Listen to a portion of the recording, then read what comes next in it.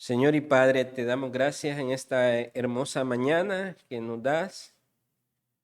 Gracias, Padre, porque cada respirar, Señor, es un acto de la misericordia de Dios y ese don de la vida que nos has dado para disfrutarlo en este mundo. Pero sobre todo, Señor, insertados en Cristo, que es el más grande privilegio y honor para el ser humano. Gracias, Señor, porque somos pertenencia tuya en Cristo.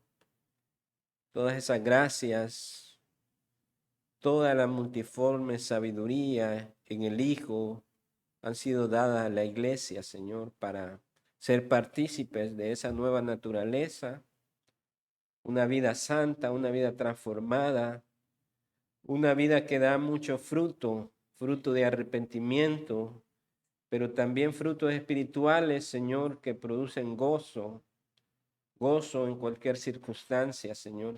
Un gozo y una fe que vence y prevalece en este mundo, Señor.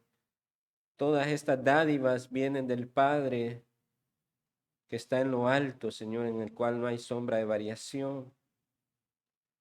Y Padre, te agradecemos porque al sentarnos para recibir tu palabra, nuestra alma es pastoreada.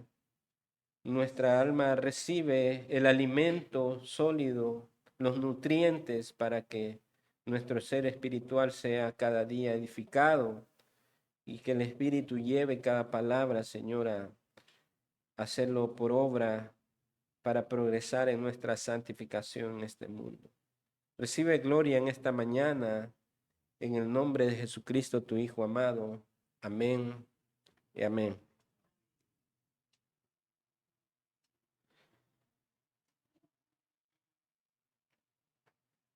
Vamos a continuar con nuestra serie sobre la doctrina de la santificación. Hoy vamos a ver el tema de la justificación y la santificación. La justificación y la santificación.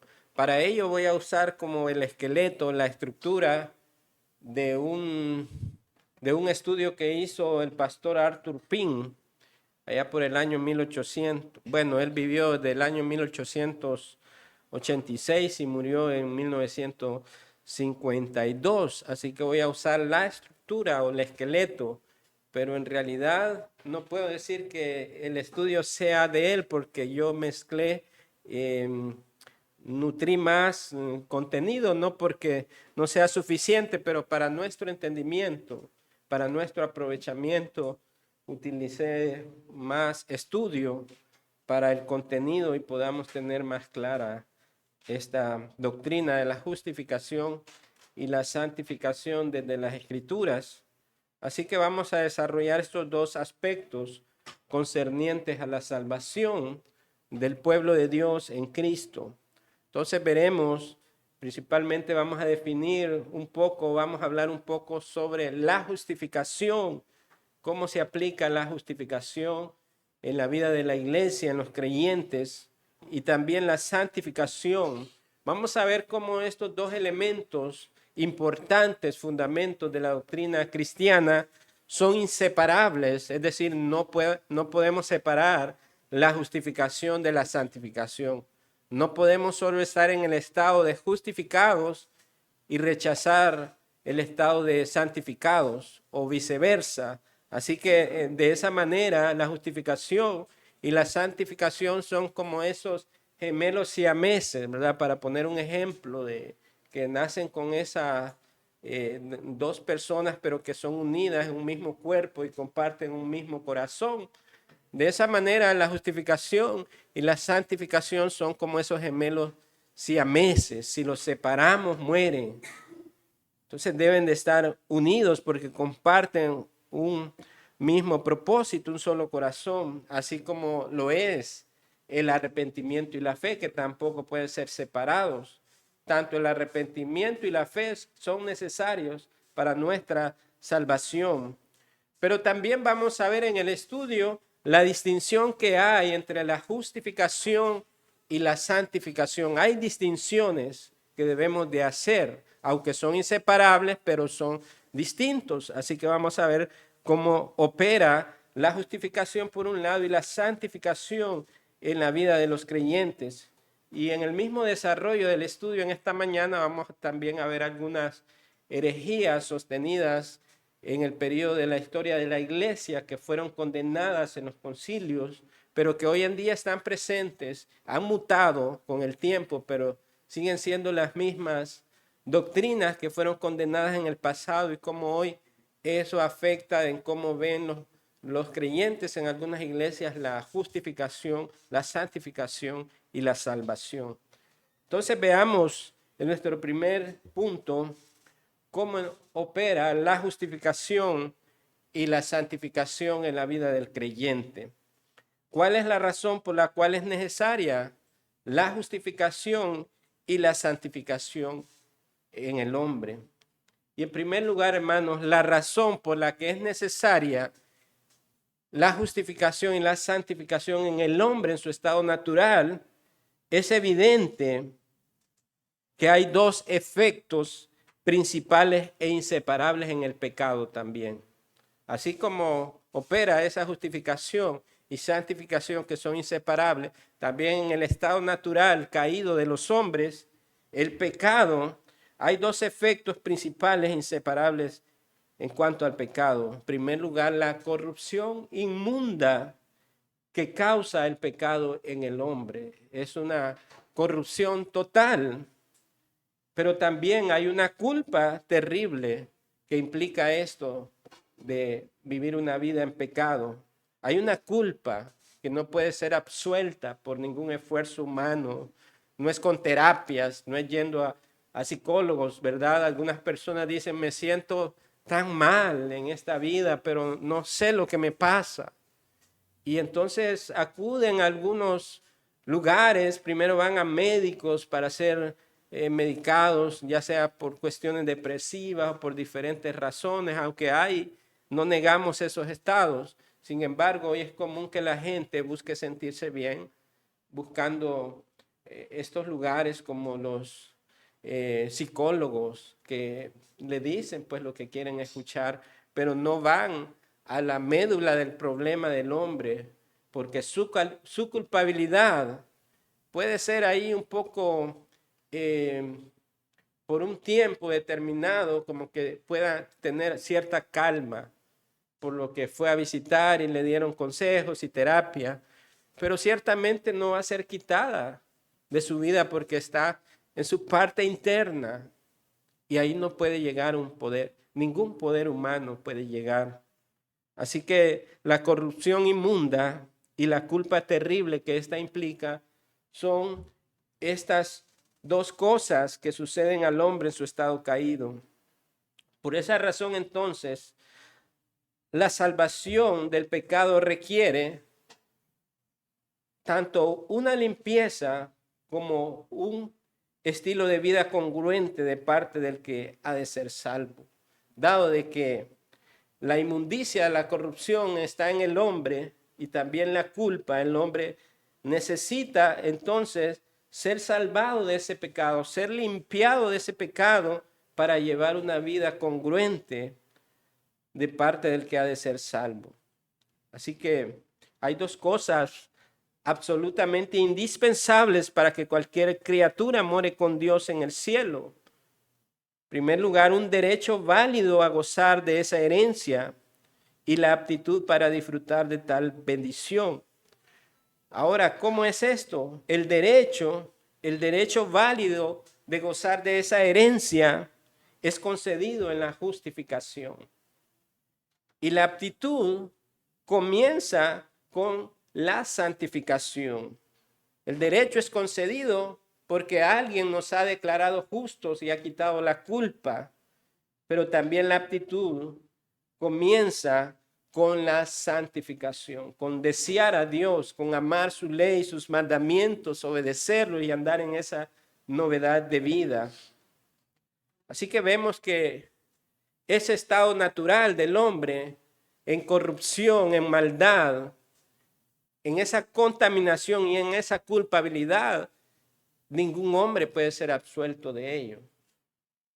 ningún esfuerzo humano. Por eso es que la Escritura enseña que la salvación es obra de Dios y no de los hombres, porque nadie será justificado delante de Dios. Es hasta que viene esa gracia de Dios en Cristo, en la persona de su Hijo, al derramar su sangre en la cruz del Calvario, en pagar nuestros pecados, es que la culpa es absuelta, es quitada nuestra culpabilidad, pero también se nos da el poder y la capacidad, la aptitud por el poder del Espíritu de andar en esta novedad de vida, comenzando de manera progresiva nuestra santificación. Vamos a ver algunos versículos que recalcan lo inseparable que son la justificación y la santificación en la vida del creyente. Por ejemplo, encontramos en 1 Corintios capítulo 1, verso 30, que Pablo escribe a la iglesia de los Corintios lo siguiente. Nos dice: mas por él estáis vosotros en Cristo Jesús, el cual nos ha sido hecho por Dios sabiduría, justificación, santificación y redención. Ahí vemos las dos palabras, justificación, santificación, y añade redención en nuestra salvación. Ahora, para poder entender este pasaje es necesario irnos 2 versículos atrás, porque comienzan diciendo: más por él. ¿Por quién? Pues en el verso 28, en el contexto del pasaje, nos está hablando de la escogencia de Dios. Nosotros vemos las tres personas de la Trinidad, el Dios Trino operando en nuestra salvación, el Padre enviando al Hijo, el Hijo consumando la obra y el Espíritu sellando, confirmando esa obra en los creyentes. Entonces el contexto de ese pasaje de 1 Corintios 1:30 nos habla en el verso 28 de la escogencia de Dios. Dice que Él escogió a lo vil y menospreciado del mundo. Ahí nos da el estado en que estaban todos los hombres, incluidos aquellos por los que Cristo murió. Éramos iguales que todos los demás, que toda la raza humana éramos viles y menospreciados. Estaba esa corrupción radical hasta la médula del ser humano y no podía ser quitada. Entonces la razón es que Dios nos escogió, y en esa escogencia fue que Él rescató a lo vil y menospreciado del mundo. Y luego continúa diciendo, para afirmar esta verdad: y lo que no es, para deshacer lo que es. No éramos nadie, hermanos, fuera de Dios, fuera de la voluntad de Dios. Obedecíamos a este Señor a quien nos esclavizaba en el pecado, y seguíamos la corriente de este mundo y estábamos bajo la potestad de Satanás, quien la Biblia describe como el príncipe de este mundo, y hacíamos su voluntad. Pero Dios, en esa escogencia, nos eligió para deshacer lo que es. Nos da entonces en el verso 29 de la carta de 1 Corintios 1 el propósito también por la escogencia de Dios. Dice que el propósito de ello es para que nadie se jacte en su presencia. Sí, el Señor escogió a lo vil y menospreciado, a lo que no es, para deshacer lo que es. Y la razón es para que nadie se jacte delante de su presencia, que nadie llegue a Dios diciendo: fue por mi esfuerzo propio, fue por mi moralidad, fue por mi buena conducta, porque yo no soy semejante a este violador, a este asesino, a este mentiroso, a este fraudulento. Y entonces el hombre comienza a construir una moralidad propia para buscar autojustificarse y ser merecedor del cielo. Pero es contundente lo que nos dice la carta ahí, que la razón de la escogencia de Dios es para que nadie se jacte en su presencia, para que atribuyamos todo el poder y la gloria en Dios mismo, quien nos eligió, quien envió a su Hijo a ocupar nuestro lugar, por la propiciación de nuestros pecados, y quien envió el Espíritu Santo también para el sello de nuestra redención, de manera que el Dios Trino está involucrado en la salvación y en la santificación nuestra. Entonces, viendo el contexto del pasaje de 1 Corintios 1:30, entonces el apóstol Pablo, inspirado por el Espíritu, nos dice, mas por él. ¿Quién es este él, hermanos? Que nos ha estado hablando. Dios, ¿verdad? Dios el Padre, mas por él estáis vosotros en Cristo Jesús.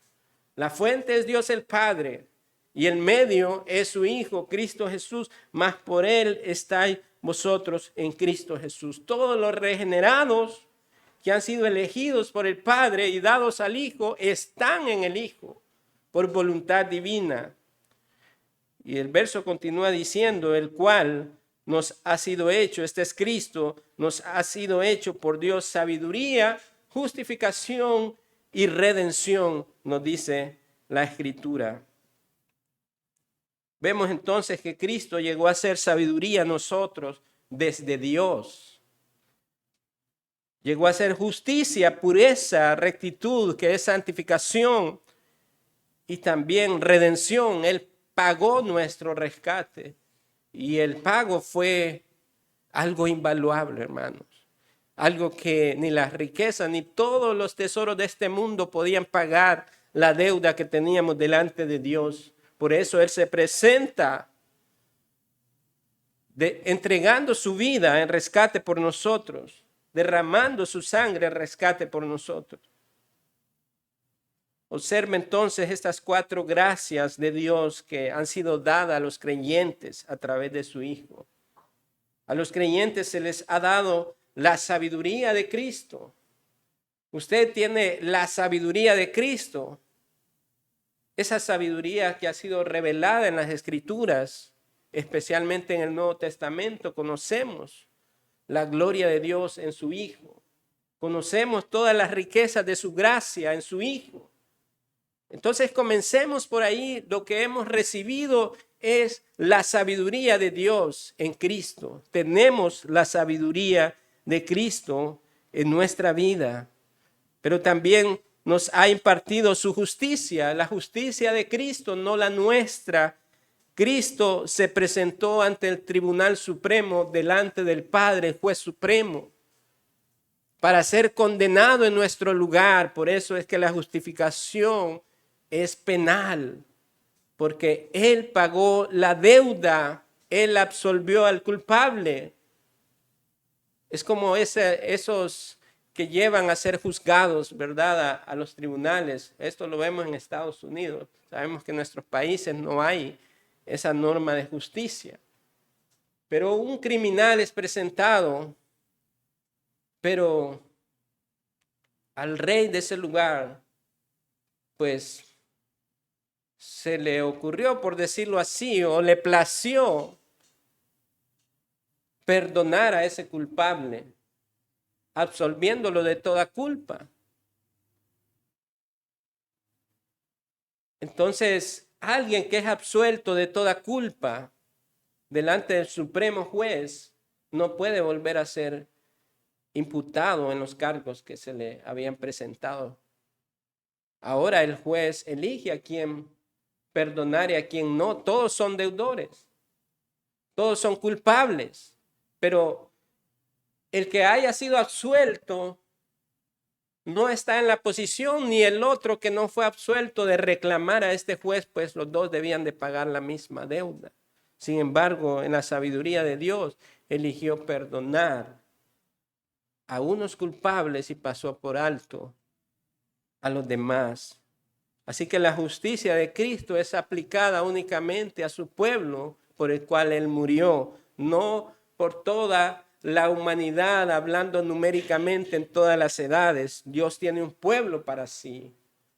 Así que la justicia de Cristo es aplicada de tal manera que cuando Dios ve al creyente, lo ve en su Hijo Jesucristo, perfecto y santo.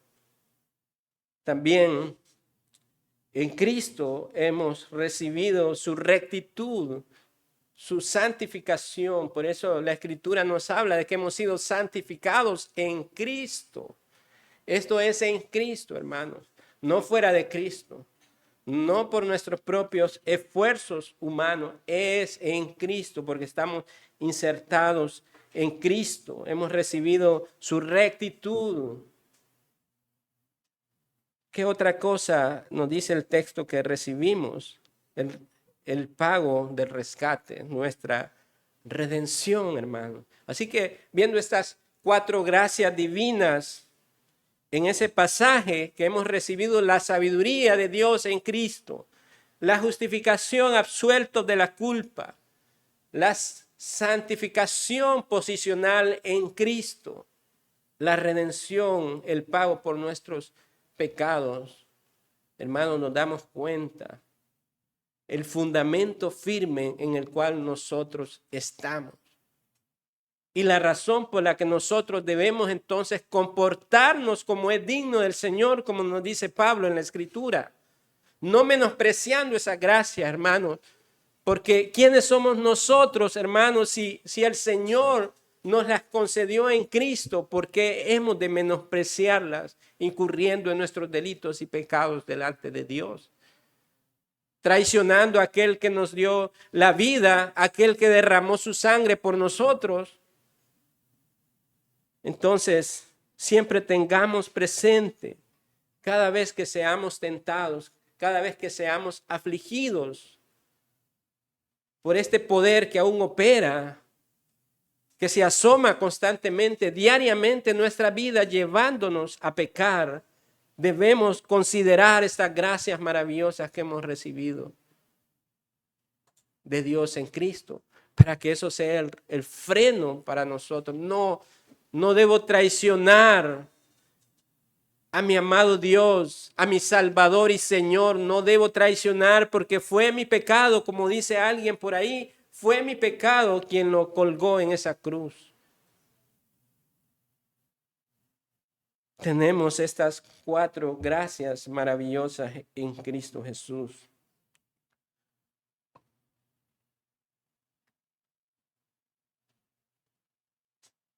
Luego Pablo en la misma carta a los Corintios nos da estas garantías.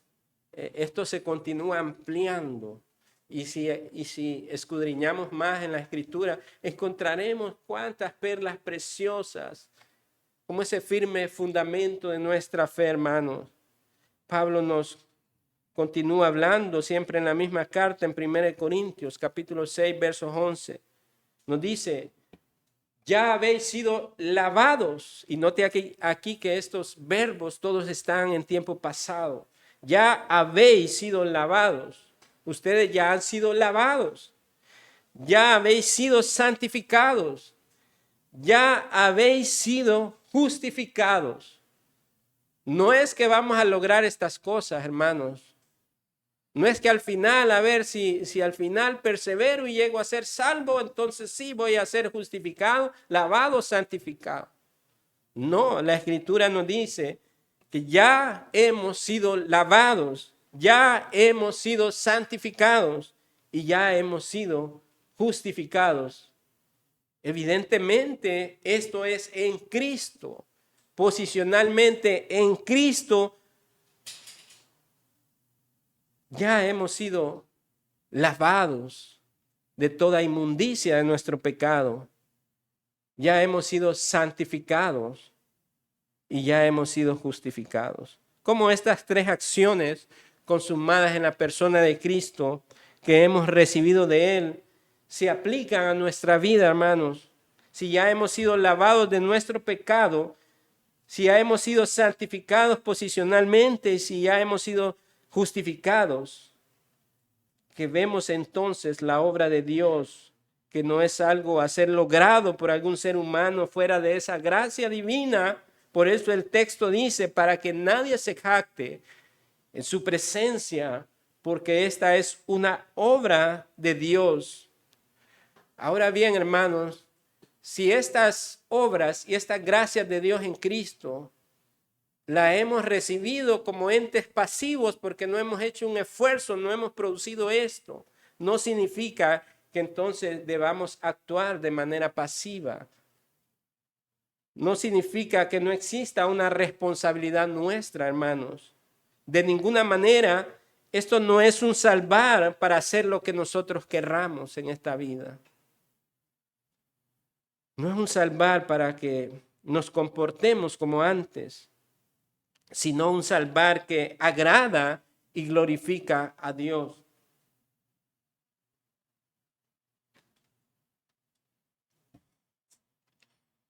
Debemos considerar, hermanos, aunque se nos han sido dadas estas gracias de Dios en Cristo, debemos ver también de nuestra perspectiva que aún estamos en un mundo caído y por tanto nuestros cuerpos, nuestra mente aún están en ese estado de imperfección. Por esa razón es que la Biblia nos manda al cristiano que somos llamados a progresar en esa santificación con el propósito de ser librados de la corrupción y la contaminación de este mundo, para que no vivamos conforme al mundo, sino conforme a Dios. Tenemos entonces esa distinción clara entre los regenerados y los no regenerados. Y esta es que los regenerados se apartan del pecado, pero aun cuando pecan, hermanos, no están desprovistos de la salvación y la gracia de Dios como si ésta se perdiera. Si se perdiera por incurrir en algún pecado, como deshojando la margarita, o hoy soy salvo, mañana no soy salvo, y dependiendo de cómo me comporte en ese día, en un estado en el cual yo viví un tiempo también, pensando que la salvación debía cuidarla por mí mismo. Pero descubría que al final del día, este pecado ya me hizo dudar de mi salvación. Este día fui más santo. Ayer no fui tan santo. Y tendía a medir mi santificación en base a mis esfuerzos propios. Y aún poniendo reglas y poniéndome reglas para tratar de alcanzar esa santificación. Pero cuán cansado y cuán gravoso se convirtió eso para mí. Lo que la Escritura nos dice, estas reglas humanas, estas obras humanas que llegan a cansar nuestra vida y que no nos dan esperanza. Pero cuando conocemos en verdad que no estamos desprovistos de esa salvación, de esa gracia de Dios, entonces el cristiano, aunque incurre algunas veces en esos estados de pecado, el Espíritu Santo lo confronta, lo redarguye y lo lleva al arrepentimiento. De manera que no pecamos como antes, sino que hay tristeza, hay dolor, hay sufrimiento, porque hemos deshonrado a Dios, su santa ley, hemos transgredido. Pero también reconocemos que la Escritura y la promesa de Dios dice de que tenemos abogado delante del Padre, al Señor Jesucristo. Y si confesamos nuestros pecados, Él es fiel y justo para perdonarnos de toda maldad, hermanos, porque su salvación, su sangre derramada fue por todos nuestros pecados, por aquellos futuros por los que hemos de cometer. Él los ha cubierto y los ha pagado cada uno de ellos. Ahora, esto no es un libre o una licencia para que podamos pecar de manera deliberada. Ya Pablo nos advierte en la carta a los romanos también. Sino que es el medio, el instrumento que Dios utiliza para que nosotros seamos limpiados. Para que en nuestra imperfección nosotros seamos perfeccionados. Para que aprendamos a valorar y apartarnos de toda iniquidad, de todo aquello que nos hace mal y vivamos agradándole a Él en todas las cosas. Él es fiel y justo para perdonar nuestros pecados y limpiarnos de toda maldad. Si esta verdad no estuviera aquí, hermanos, estaríamos en serios problemas delante de Dios. Sin ningún medio de poder rescatarnos de esa maldad. Pero bendito el Señor que tenemos, el sumo sacerdote en los cielos, que está orando de día y de noche en favor de nuestra salvación.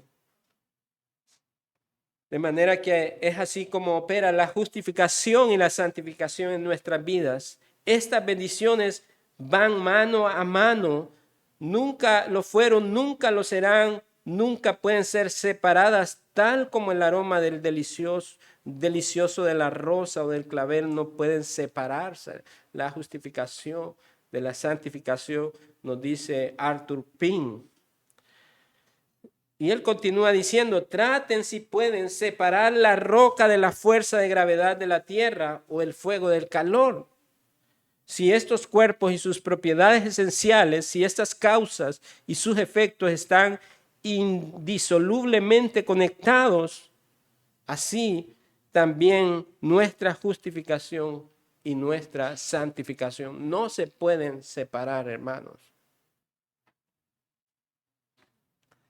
Porque como fue uno solo, Adán, el representante de la raza humana, quien quebrantó el primer pacto con su ofensa y lo arruinó todo. Aquellos a quienes es imputada su culpa se tornan inherentemente pecadores por la corrupción de la naturaleza transmitida a ellos por él. Tenemos este primer Adán en el cual todos en nuestro estado caído estamos representados. Así también fue uno solo, el segundo Adán, que habla la Escritura, que es Cristo, quien cumplió la condición del segundo pacto. Y aquellos a quienes se les es imputada su justicia se convierten sustancialmente en justos. Mire qué maravilloso, ¿verdad? En Adán, la herencia en Adán, en el primer Adán, es contaminación, es depravación, una raza caída. En el segundo Adán, el representante de una nueva creación, en el nuevo pacto sellado con su sangre, ya esta raza caída, ahora una nueva creación, es llamada a ser santa, pura delante de Dios. Sustancialmente son justos a través de la gracia inherente que Él les da y que es comunicada por la vida del Espíritu. Así lo enseña el apóstol Pablo en Romanos 5, verso 17. Pues si por la transgresión de uno solo, este es el primer Adán, reinó la muerte, mucho más reinará en vida por uno solo, Jesucristo, los que reciben la abundancia de gracia y el don de la justicia, nos dice Romanos. Ahora bien, mencioné que en el desarrollo del estudio han habido herejías que contradicen las Escrituras, capítulos como Romanos 5. Es en el siglo IV y V que aparece un monje llamado Pelagio. Este hombre enseñó erróneamente que el hombre al nacer no tiene ninguna culpa imputada del pecado. El pelagianismo es la enseñanza no bíblica del que el pecado de Adán no afectó a las futuras generaciones de la humanidad. Según el pelagianismo, el pecado de Adán era únicamente de él, que el resto de la raza humana no tenía por qué cargar con la culpabilidad en Adán. Él creía que Dios creó directamente a cada alma humana y por lo tanto cada alma humana comenzaba en ese estado de inocencia y estaba originalmente libre de pecado. Es decir, la creencia de él es que un bebé que nace no es considerado pecador, es un inocente, que es hasta que comete el primer pecado es que se puede catalogar como un pecador. Entonces él no creía en la doctrina de esa imputación del pecado de Adán a toda la raza humana. Pelagio comenzó a enseñar la doctrina asociada con su nombre en un esfuerzo para promover la vida santa entre los cristianos. O sea, él tenía buenas intenciones, pero esas buenas intenciones le llevó a negar los fundamentos de la doctrina cristiana. Cuando la gente pecaba, Pelagio se cansó de escuchar la excusa, no puedo evitarlo, como dice la gente muchas veces, no puedo evitarlo, peco. Está en mi naturaleza hacer el mal. Entonces Pelagio pensó, para contrarrestar esa excusa, él enfatizó la libertad de la voluntad humana. Él enseñó esencialmente que todo pecado es el resultado de una elección consciente del mal sobre el bien y que todos tienen la capacidad de elegir libremente hacer el bien todo el tiempo. Y él no está hablando en un sentido del grupo de cristianos, él está hablando en general de toda la humanidad. Toda la raza humana tiene el poder de elegir sobre el bien, sobre el mal, sobre el bien. Todos pueden elegir bien todo el tiempo. Dice, no hay excusa. Y puesto que no hay tal cosa como el pecado original o una naturaleza pecaminosa heredada, entonces no podemos culpar a Adán. Dios nos creó buenos, continuó diciendo Pelagio. Así que nadie tiene una excusa para pecar. Si no estás viviendo una vida santa, es porque no te esfuerzas lo suficiente. Y es lo que yo viví, que les comentaba por mucho tiempo. Me esforzaba, sinceramente, pero no era suficiente. Y ahí encontramos la verdad de las Escrituras, que por las obras humanas nadie será justificado. La culpabilidad no será quitada. No importa cuán moral, no importa cuán, bueno, ahorita precisamente mirábamos algunos testigos ruselianos, no de Jehová, sino ruselianos, o testigos de la Watchtower predicando ahorita.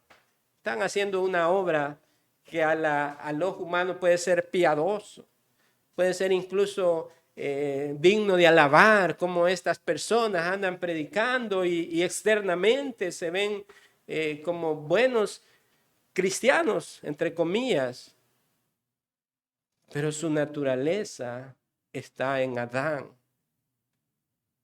Hay una condenación por cuanto rechazan la gracia de Dios, la obra, la deidad del Hijo y la divinidad del Espíritu Santo, quien es la tercera persona que convence al mundo de pecado, de juicio y justicia. Desprovisto de este Dios trino, ¿qué queda, hermanos? Sino obras humanas, obediencia humana a mandatos de hombres, a normas de hombres,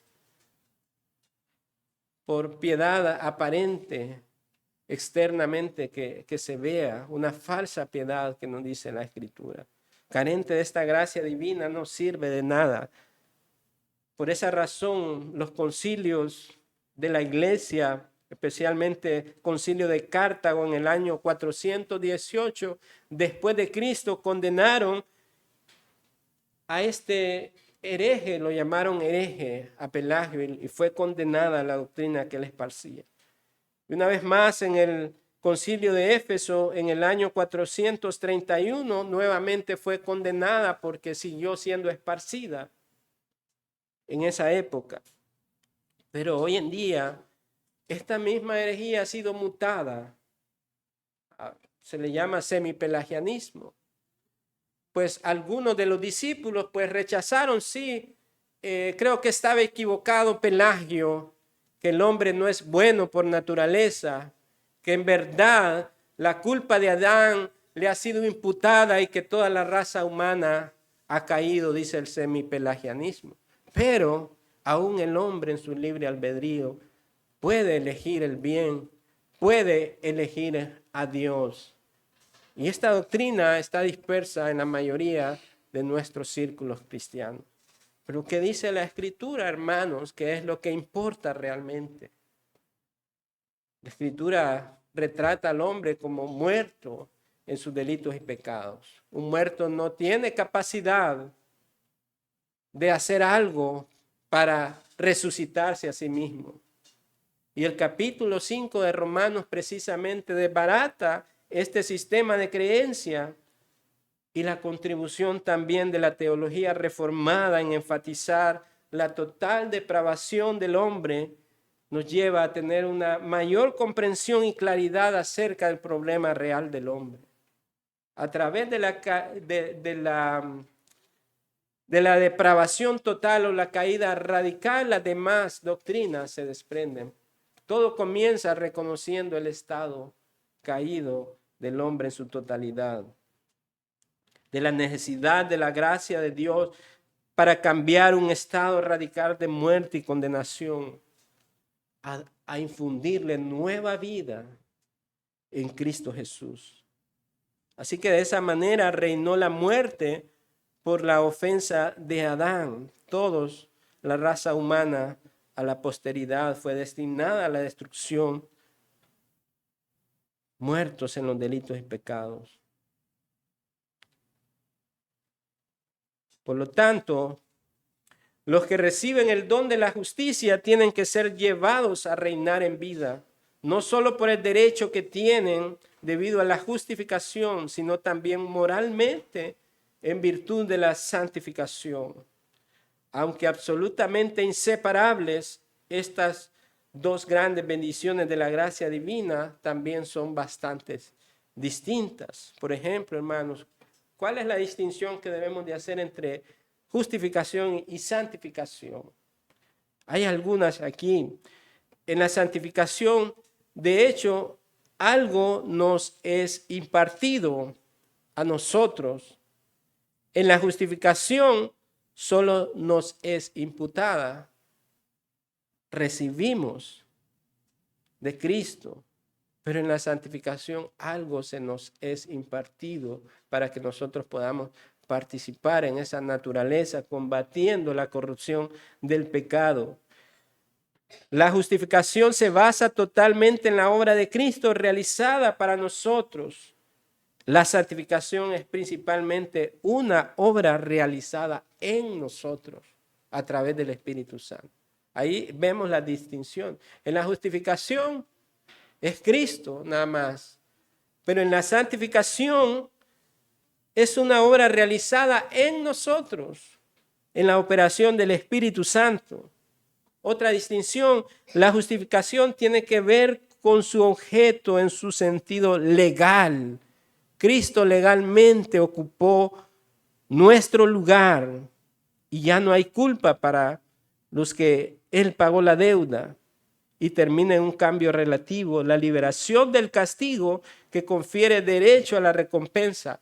Ahora, esto es lo legal que Cristo pagó por nosotros. La santificación se trata de su objeto en un sentido moral y termina en un cambio que se experimenta en su carácter y su conducta, impartiendo un amor por Dios, una capacidad de adorarle aceptablemente y en la aptitud para entrar al cielo.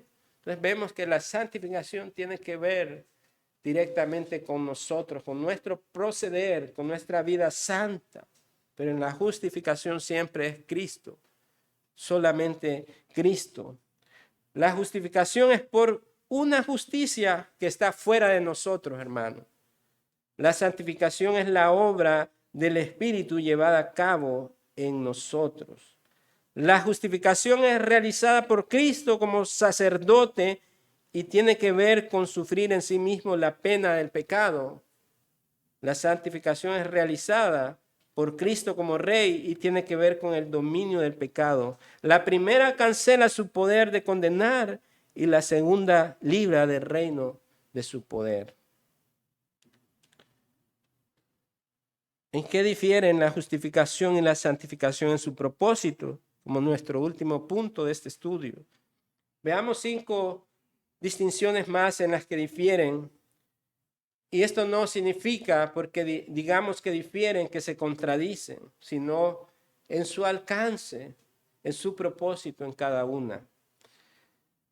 Entonces, la justificación y la santificación decimos que difiere entonces en su orden, pero esta no de tiempo, sino en su naturaleza. La justificación es primero, hermanos, se nos es quitada la culpa, somos justificados, somos declarados justos. Y la santificación le sigue o le precede. Una vez que hemos sido absueltos de toda culpa y Él nos ha perdonado en Cristo. El pecador es perdonado y es restaurado el favor de Dios antes de que le sea dado el Espíritu para renovarlo a su imagen. Ya recibimos, somos justificados.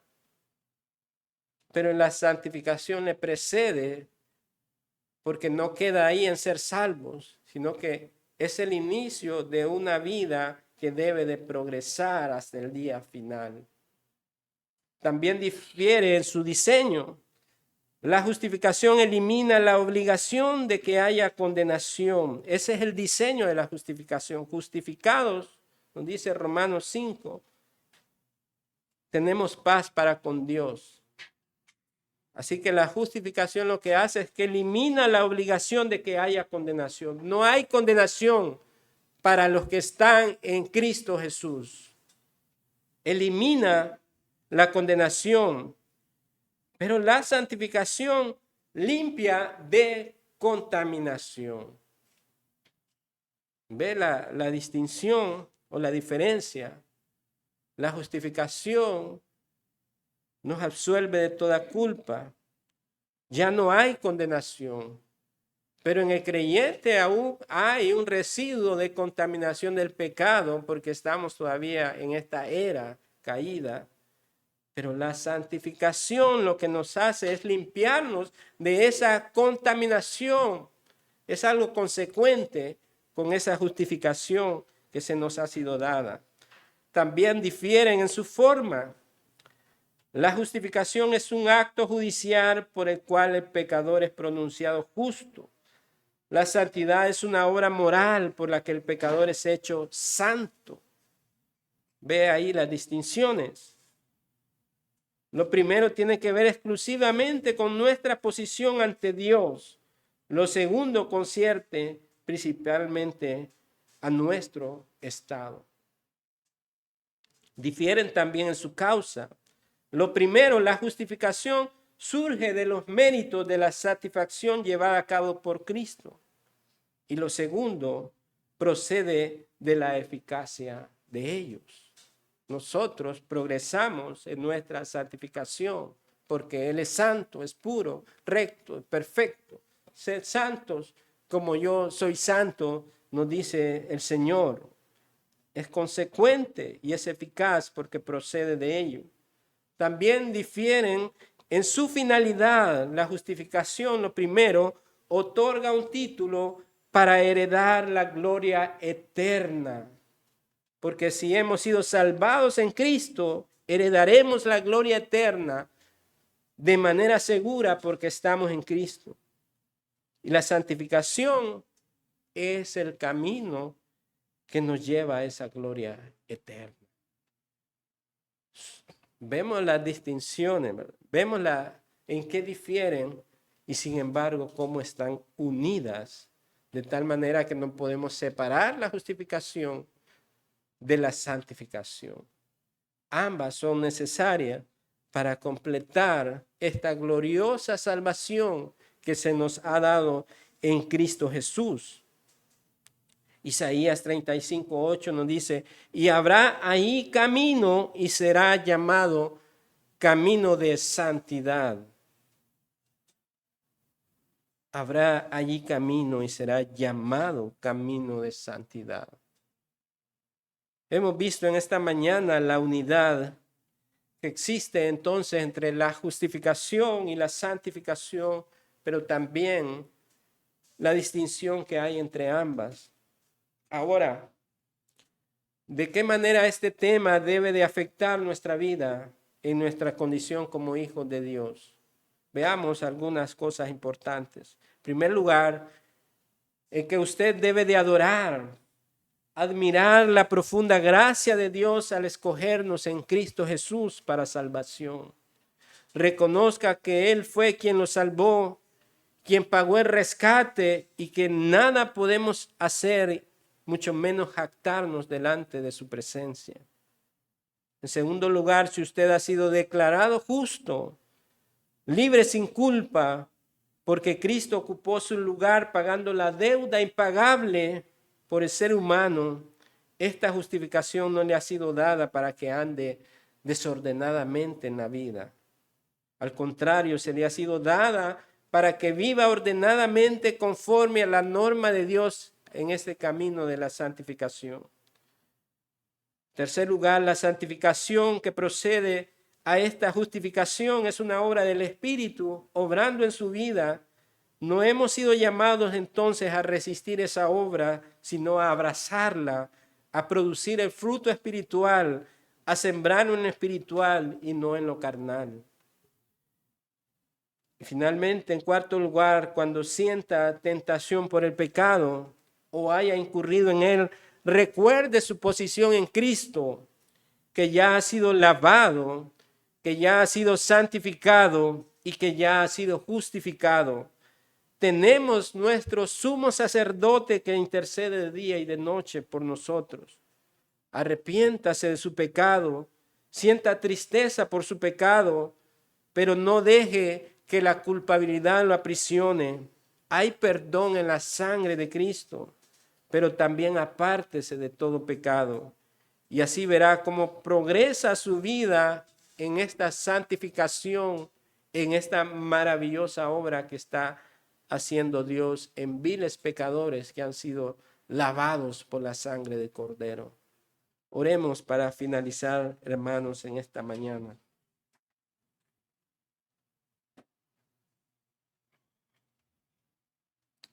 Señor y Padre, te damos gracias en esta mañana por traernos este estudio que saltan abundantemente en el contenido de las Escrituras, Señor. Reconocer, Señor, que en Adán todos estábamos representados, Señor. Nuestra caída radical, Señor, y que no había manera de quitar esa culpa y condenación. Pero, Señor, qué gratitud hay en el corazón de los regenerados cuando reconocen que sin merecerlo, Señor, sin ninguna jactancia, atribuyen toda gloria y salvación a nuestro Dios y Padre, el Señor Jesucristo, y el sello de nuestra redención en el Espíritu Santo.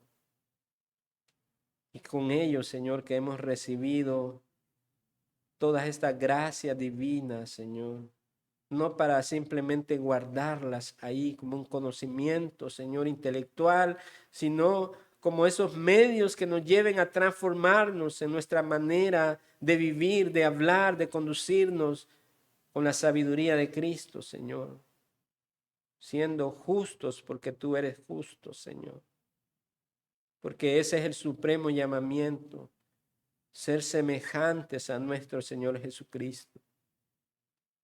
Y si hemos estado viviendo contrario a ello, Señor, justificando el pecado, justificando nuestro mal proceder, Señor, que tu Santo Espíritu lleve al arrepentimiento, Señor, para poder ver, Señor, cuál es el llamado que has hecho para nuestra vida en este camino de santidad, Señor. Gracias te damos en el nombre de Jesucristo, tu Hijo amado. Amén. Amén.